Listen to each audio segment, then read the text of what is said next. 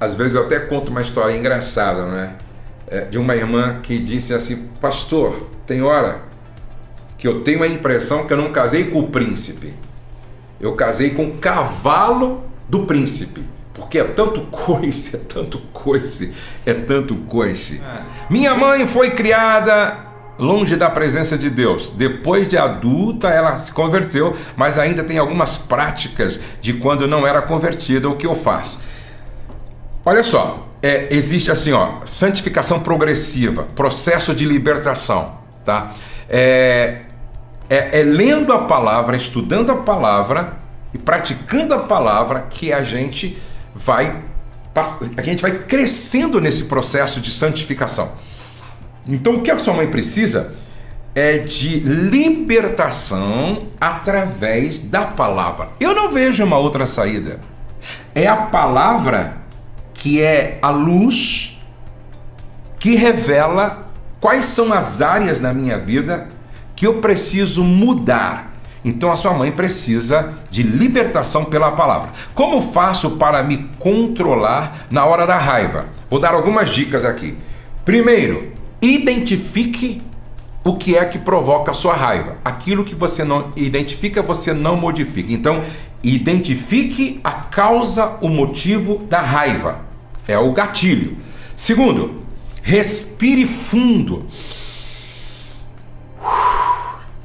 Terceiro, aprenda a contar até 10 antes de responder no momento da raiva. Aprenda a contar, tá?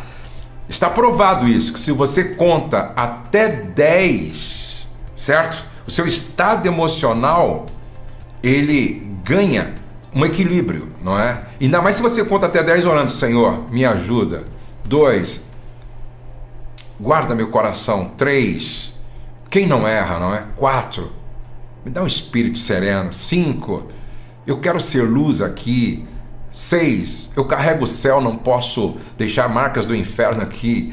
7, bem-aventurados os mansos. Aí, meu irmão, acabou o problema. Então, pense nas consequências das palavras que você vai dizer sempre, tá? E aí você consegue, então, responder de forma correta. Pastor, se a pessoa errou há muitos anos atrás e se arrependeu, é obrigado a falar para o esposo, mesmo sabendo que haverá separação?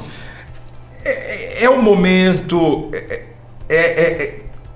Está te incomodando? Quando foi que aconteceu? Eu penso que é uma análise assim mais ampla. Eu digo o seguinte: suponhamos, a pessoa diz assim: pastora, há 20 anos atrás, quando eu não era convertida, meu marido não era convertido, nós vivíamos uma vida longe de Deus, longe de princípios. Pastor, foi há 20 anos atrás, quando nós vivíamos uma vida completamente longe de Deus. A gente não andava nos caminhos do Senhor, não conhecia a verdade. Nossa vida era completamente, tanto meu marido quanto eu, e eu errei, meu marido... Eu devo falar para o meu marido? Não. Eu acho que é mexer em algo desnecessário, tá? Então por isso que eu falo que essa questão de confessar, eu gosto de conhecer a história toda, saber da forma mais abrangente para dar uma resposta mais definitiva, tá? Como reverter o esfriamento conjugal no seu casamento? Bom, você pode reavivar seu casamento, não é? Primeira coisa é reconhecer que o casamento precisa de reavivamento, precisa reacender o fogo. E aí vocês precisam buscar ajuda, não é? De conselheiros, mentores, fazer cursos, orar junto, jejuar junto, voltar à prática das primeiras obras, como diz lá a Bíblia em Apocalipse, não é? Quando Jesus enviou aquela mensagem através de João em uma carta: tenho porém contra ti que já não me amas como no princípio, não é? E aí há um convite para a pessoa voltar, não é? A igreja voltar a praticar as primeiras obras, e você precisa voltar a fazer o que você fazia naquele bom tempo, tanto no namoro, no noivado, no casamento. E isso pode reacender a chama conjugal. O que fazer quando o parceiro não percebe que o outro está doente? Falar para o parceiro, entendeu? Tem que falar.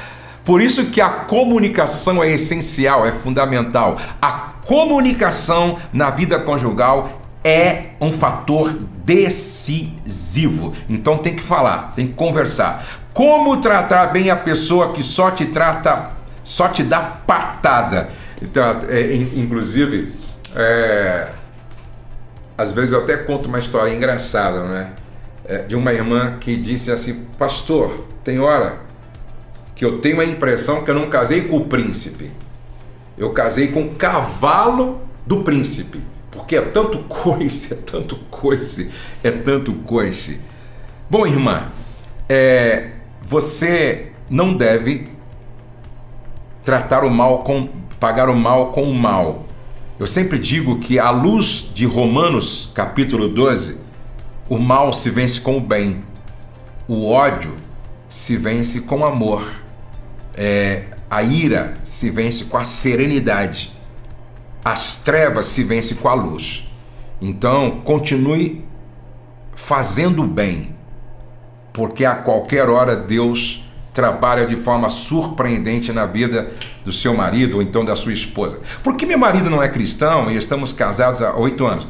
Já que nossos valores são um pouco diferentes, como ensiná-lo à base das Escrituras sem ser uma esposa chata e implicante? Veja só, Pedro dá uma dica para as mulheres interessante. Fale mais com a sua vida do que com palavras. Muitas vezes, algumas mulheres, melhor dizendo, tem mulher que fala mais com a boca do que com a vida. Não há um alinhamento, não há coerência. Tem mulher que fala mais com a boca do que fala com a vida. E você precisa falar mais com a sua vida e menos com a sua boca. Porque às vezes, no muito falar irrita, perturba, incomoda. Às vezes, no muito falar faz com que o homem se feche em vez de se abrir para o mover e trabalhar do Espírito Santo. Então esse é meu conselho para você: fale muito mais com a sua vida do que com palavras, ok? Fale muito mais com a sua vida do que com palavras, tá? Última pergunta: como faço para sair da casa dos meus sogros sem brigar? Explica para o teu sogro e para a tua sogra que a Bíblia diz: por isso deixa o homem seu pai e sua mãe e se une à sua mulher. Morar com o sogro e a sogra por um tempo, por necessidade, pode até fazer sentido, mas chega um momento que você precisa ir para a sua casa. Se é o que eu entendi aqui, tá? Mostra para o sogro e para a sogra que é importante que vocês tenham a sua casa, a sua privacidade, a sua vida, e também não seja um peso para eles, mesmo que eles acham que não é. O que fazer quando a pessoa não corrige o erro? Precisa insistir com ela, orando com ela, ministrando a palavra, amando ela,